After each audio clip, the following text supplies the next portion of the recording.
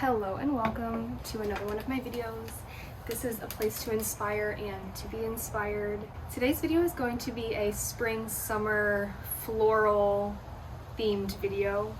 If you're someone who likes to go and pick up fresh flowers from the farmer's market or Trader Joe's every week, this is going to be a really great project for you so that you don't have to just throw away your flowers at the end of the week when they start to die.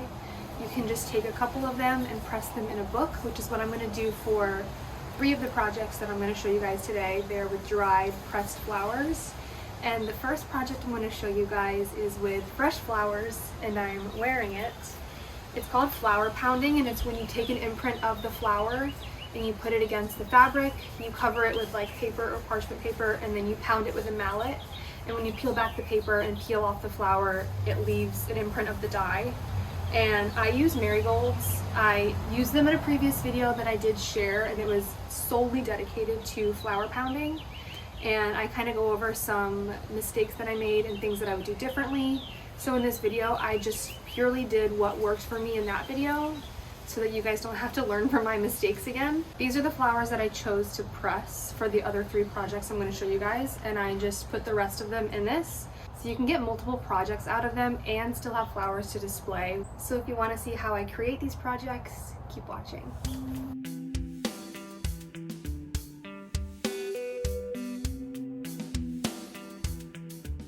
For this project, you're going to need cotton fabric. I'm using this cotton shirt. Cotton works the best. I haven't tried anything other than cotton.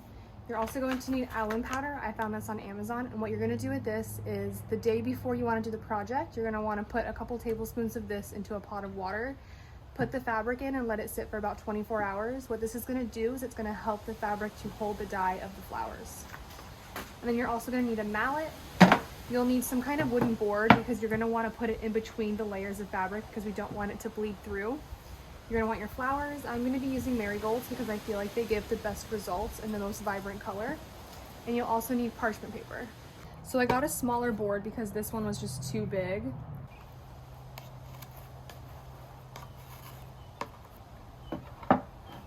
And what I like to do with these flowers is I like to pull the petals apart.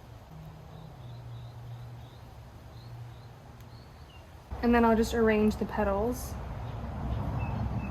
into a flower.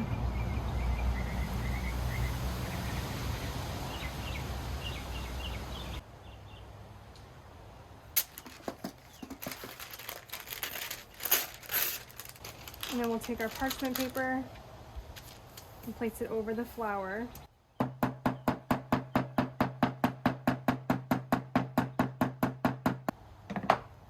And once you peel back the parchment paper, you're going to want to then peel off the petals because they do end up sticking to the fabric more than the parchment paper.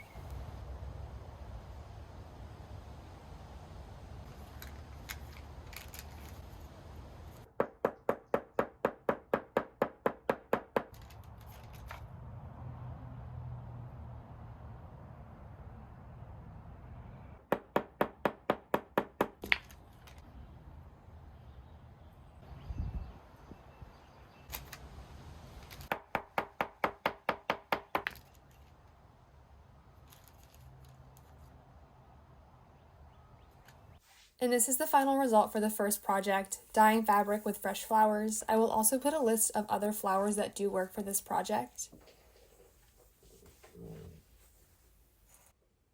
And our next 3 projects are going to be with pressed flowers, so enjoy this next little ASMR segment of me pressing the flowers.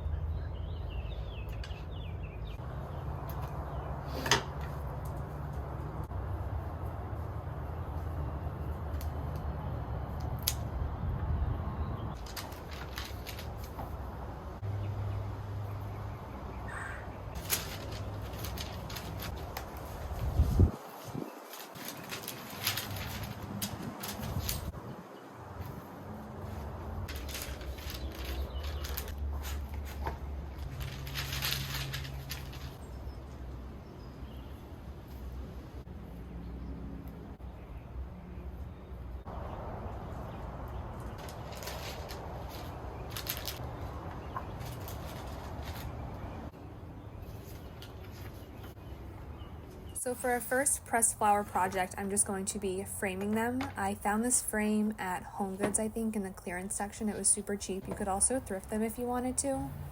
And next I'm just going to be taking out the pressed flowers that I had in the books. I left them in the books for a few days. You could leave them in longer, especially if you're just going to be framing them. The longer you leave them in the books, the better. I didn't have a lot of time, so I only left them in for a few days, but it was enough to get them flat enough to frame. And then over time, just having them in the frame, they will continue to dry out.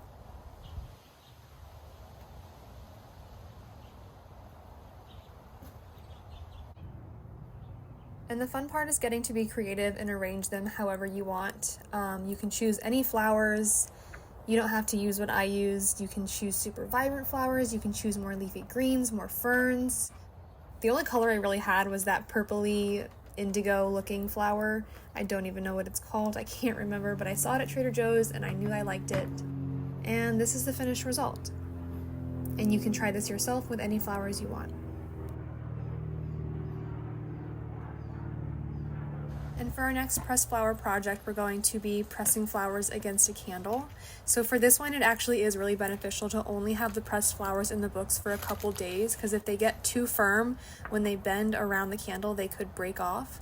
So having them flattened but a little bit flexible is going to be best for this project.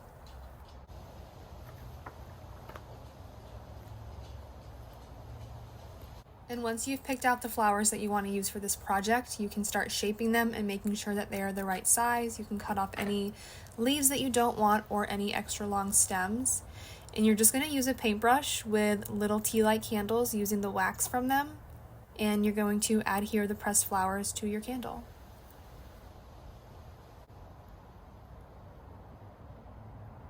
And just as a disclaimer, I don't plan on using this candle to actually burn the entire candle. It's more for a decorative piece, but I do plan on burning the candle a little bit just because I like it when they look a little bit used. I don't like the look of brand new candles with fresh wicks that haven't been burned, so just keep that in mind. I don't know how this would actually burn if you were to just burn the entire candle. I would worry that maybe something could catch on fire, so just know that this is more of a decorative candle piece.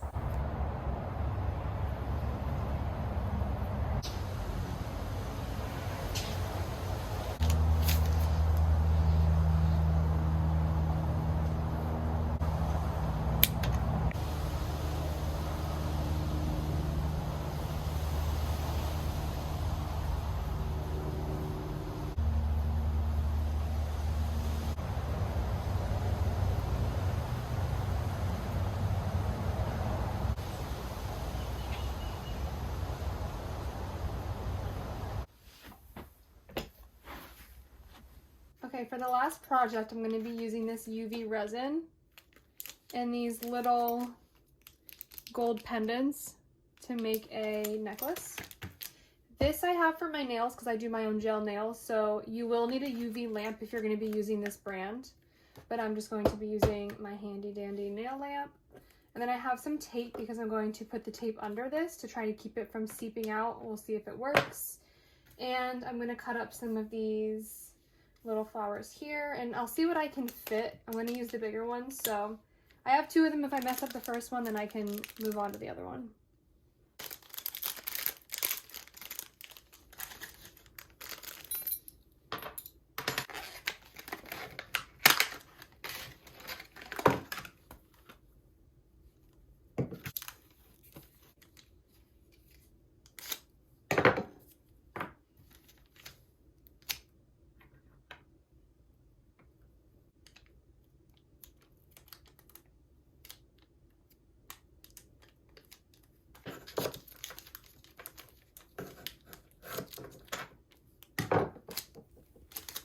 So now for this part, we need to make sure that we have small enough flowers to actually fit inside of this little pendant. So I'm just going to be going through what I have and trying to find the littlest pieces and figuring out how I can assemble them to actually make a cute design.